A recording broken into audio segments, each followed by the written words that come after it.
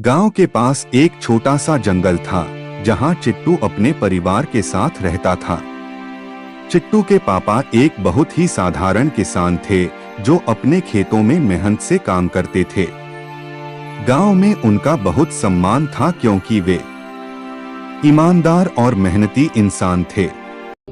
एक दिन गांव के जमींदार ने चिट्टू के पापा से उनकी जमीन छीनने की धमकी दी क्योंकि वह जमीन की उपजाऊ मिट्टी पर अपनी नजरें गड़ाए हुए था।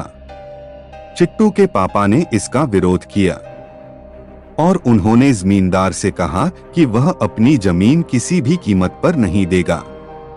जमींदार इस बात से बेहद नाराज हो गया और उसने चिट्टू के पापा को धमकाया कि वह उनके खिलाफ कोई कदम उठाएगा।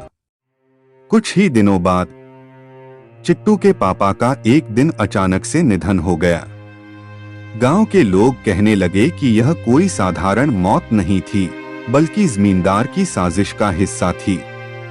चिट्टू के दिल में अपने पापा के लिए गहरा दर्द था और उसने ठान लिया कि वह अपने पापा की मौत का बदला जरूर लेगा। चिट्टू ने अपनी मां से वादा किया कि वह अपने पिता के हत्यारे को सजा दिलाएगा।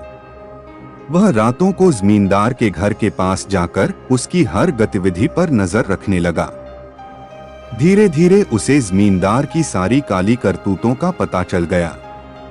एक रात चिट्टू ने जमींदार के घर में जाकर उसकी सारी साजिशों के सबूत इकट्ठा किए। वह गांव के बुजुर्गों और पंचायत के पास गया और उन्हें सारी बातें बताई। गांव वालों ने चिट्टू की बातें सुनकर जमींदार के खिलाफ मोर्चा खोल दिया। पंचायत ने जमींदार को सजा सुनाई और उसकी सारी संपत्ति जब्त कर ली।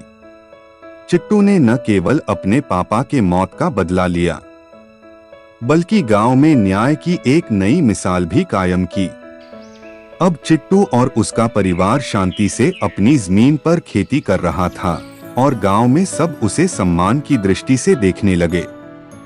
इस तरह चिट्टू ने अपनी बुद्धिमानी और साहस से अपने पापा की मौत का बदला लिया और गांव में न्याय का परचम लहराया।